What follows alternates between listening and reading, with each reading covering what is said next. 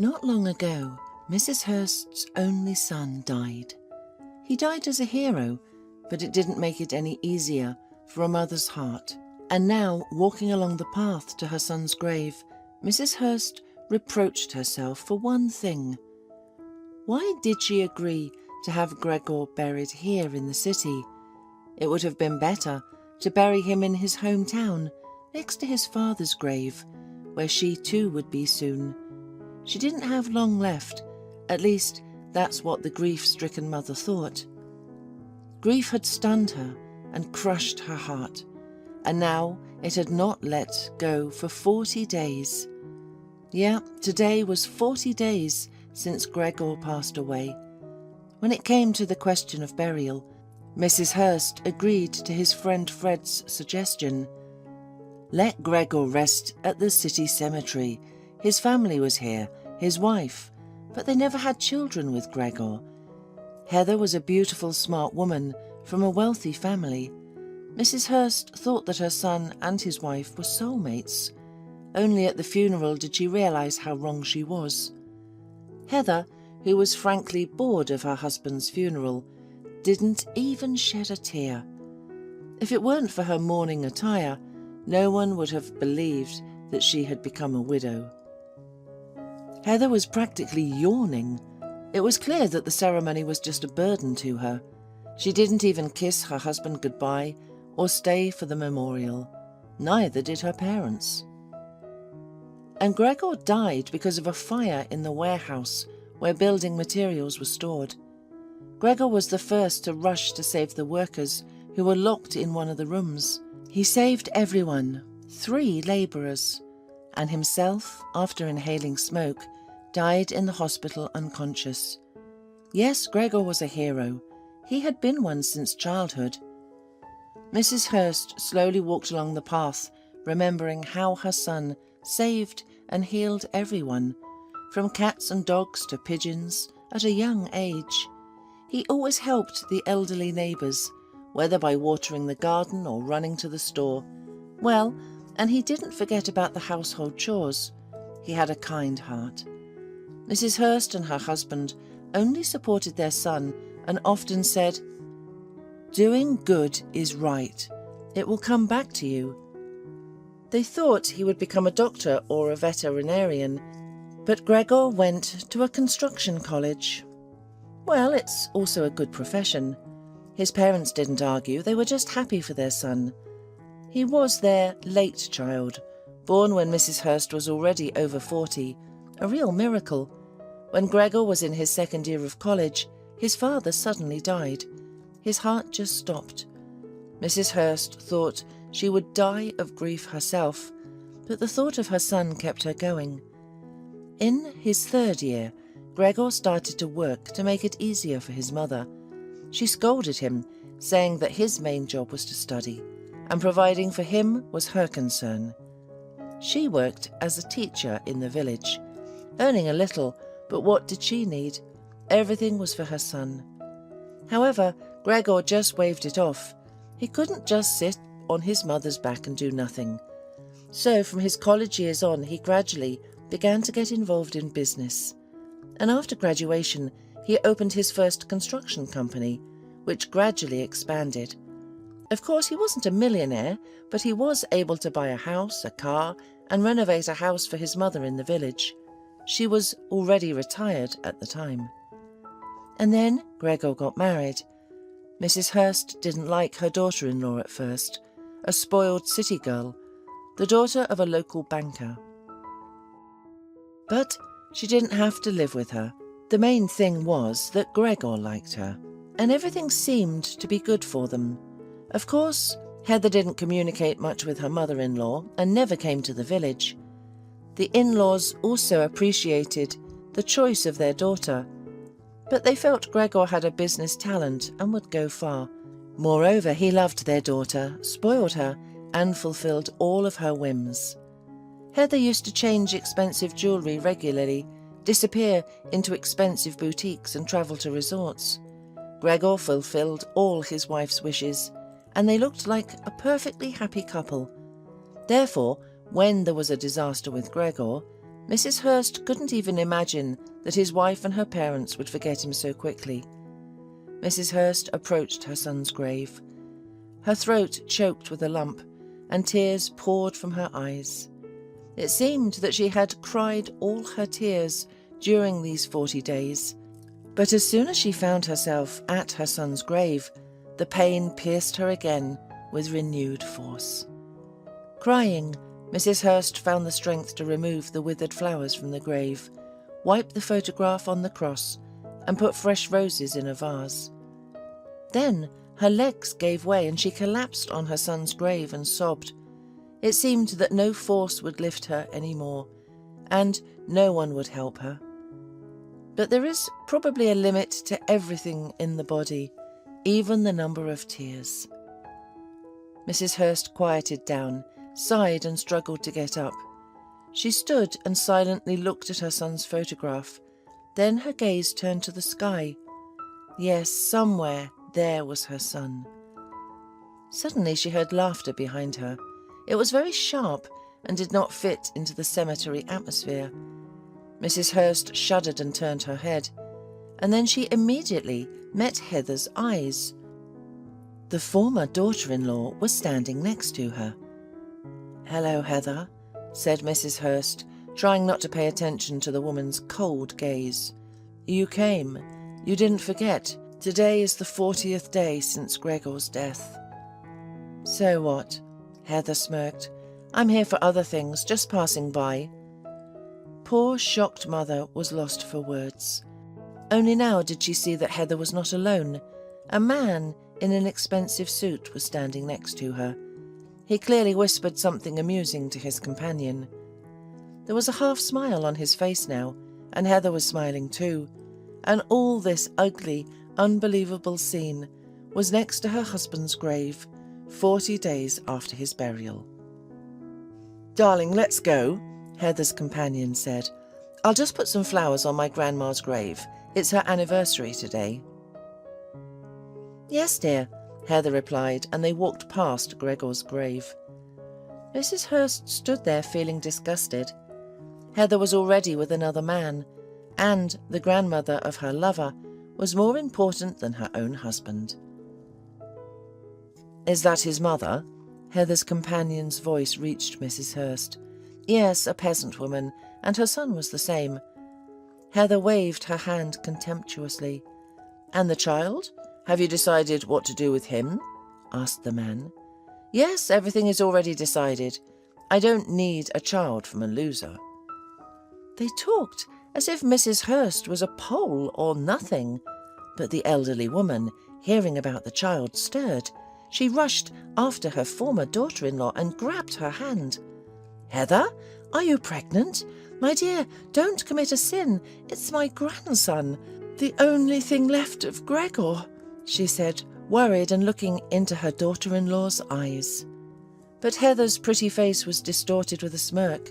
She abruptly pulled her hand out of Mrs. Hurst's hand and said angrily, "What child? You're a crazy old woman. Have you completely lost your mind?"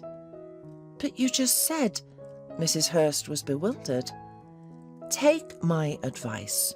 Don't listen to other people's conversations." Heather flared up. "Stupid countrywoman. Do you think I would give birth to a child from your loser son? Why would I need that?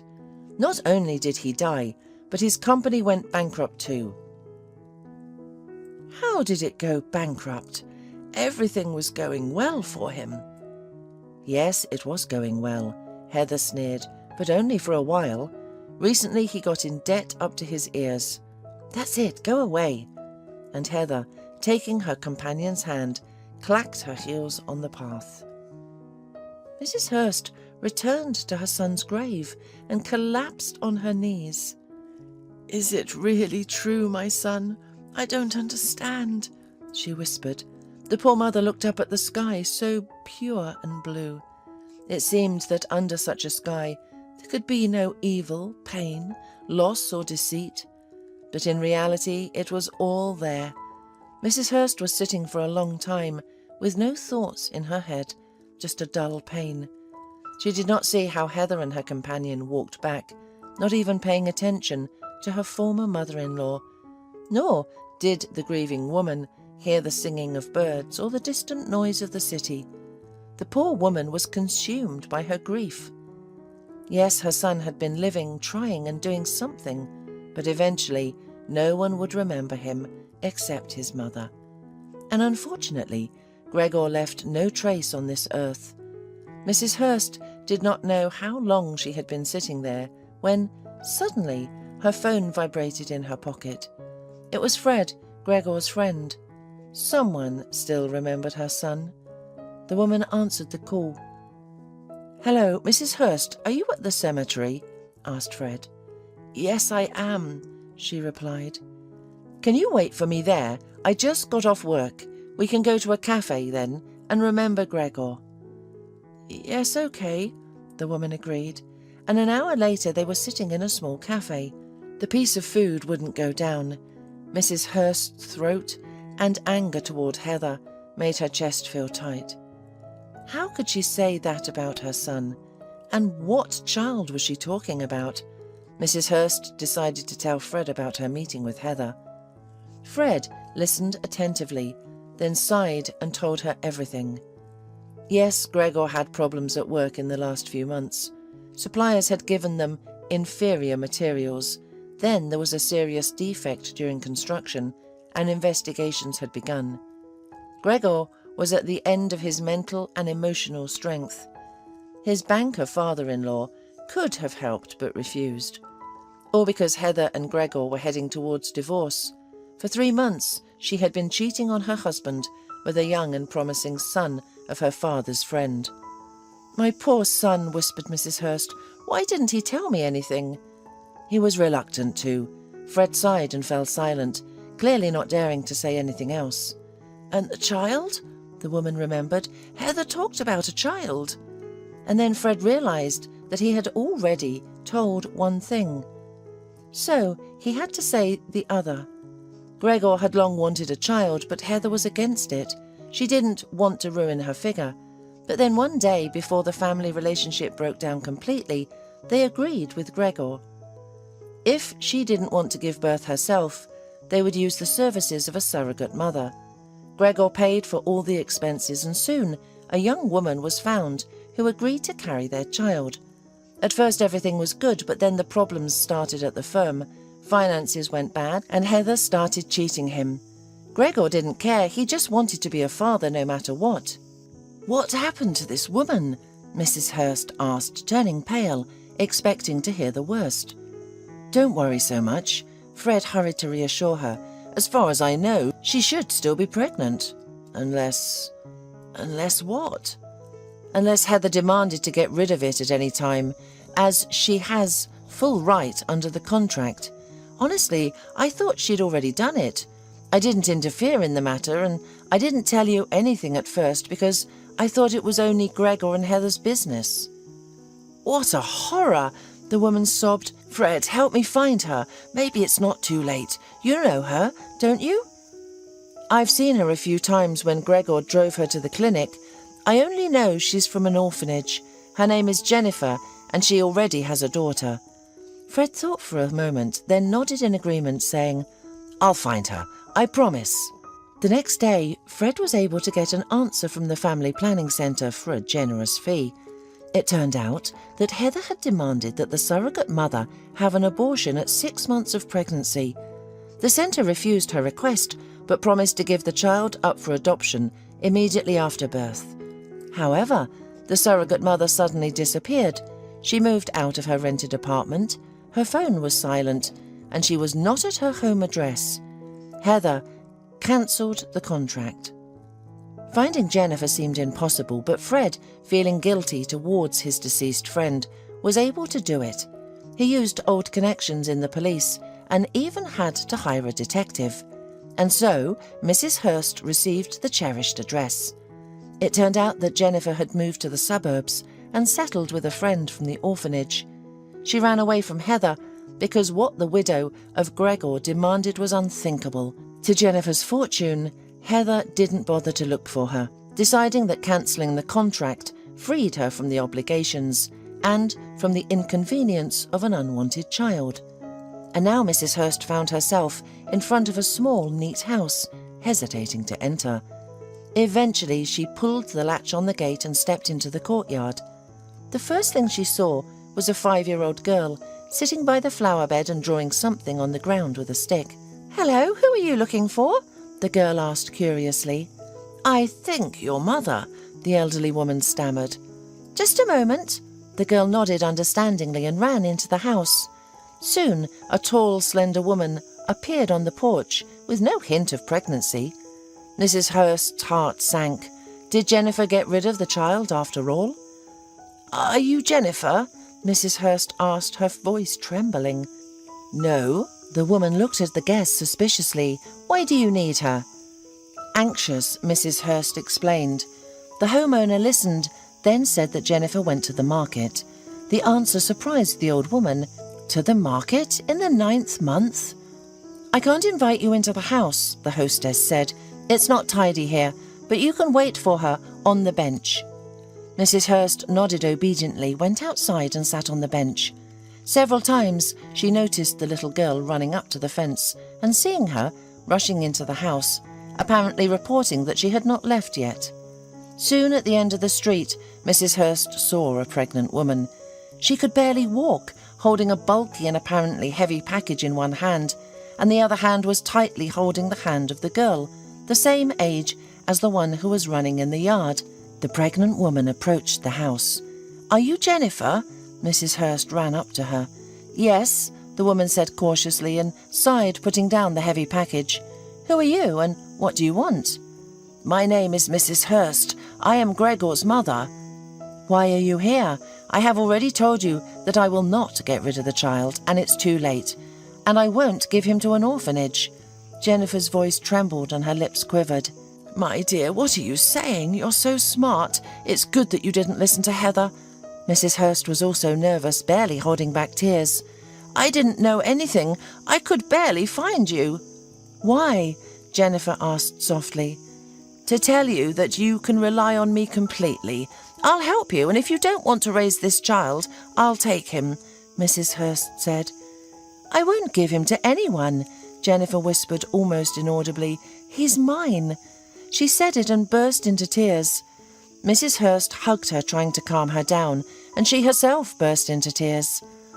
"Oh, why are we crying here?" she realized suddenly. "Maybe we should come into the house, although your friend isn't very friendly." When she mentioned the homeowner, Jennifer darkened. "Can I trust you?" she asked. "Completely," Mrs. Hurst assured her. "Then let's step away a bit." Jennifer left the package at the gate and waddled like a duck to the bench across the road. The girl obediently followed, and Mrs. Hurst followed them. They were already sitting on the bench, and when Jennifer's friend looked out from her house, looked unkindly in their direction, took the package with groceries and disappeared back. "Why are you carrying such heavy loads? You're going to give birth soon," Mrs. Hurst remarked. "I have no choice," sighed Jennifer. "Pamela and I grew up in the orphanage together. She was the only one who agreed to take me in, but I have to help her with everything." And Jennifer told her whole story. After the orphanage, she learned to be a cook and worked in a small bakery. Then she met a guy and they fell in love, but he left her as soon as he heard about her pregnancy. Jennifer gave birth to a daughter and lived in a dorm room allocated to her by the state as an orphan. The room was awful. The corners were covered in mold and the ceiling was leaking. Because of this, her daughter often fell ill. The doctors insisted on changing the housing, otherwise Lisa's lungs could develop a disease. But how to find new housing? Rent? She didn't have spare money. And then Jennifer saw an advertisement for surrogacy. She decided that this was her chance to get out of poverty. Unfortunately, she had no other way to save her daughter. The clinic made a contract with her. Customers were found, Heather and Gregor. Pregnancy came and Gregor rented an apartment for Jennifer and Lisa. Finally, she could live a normal life. At first, Jennifer didn't think it would be so difficult, but over time she began to understand what a trap she had fallen into. Every day she became more and more attached to the baby she carried in her heart. Yes, She understood that he was a stranger to her by blood, but he was still her baby. One day she confessed this to Gregor, who was the only one involved in her life. His wife Heather had completely distanced herself, and then Gregor confessed that he and his wife were getting a divorce. He promised that he would not separate her from the child.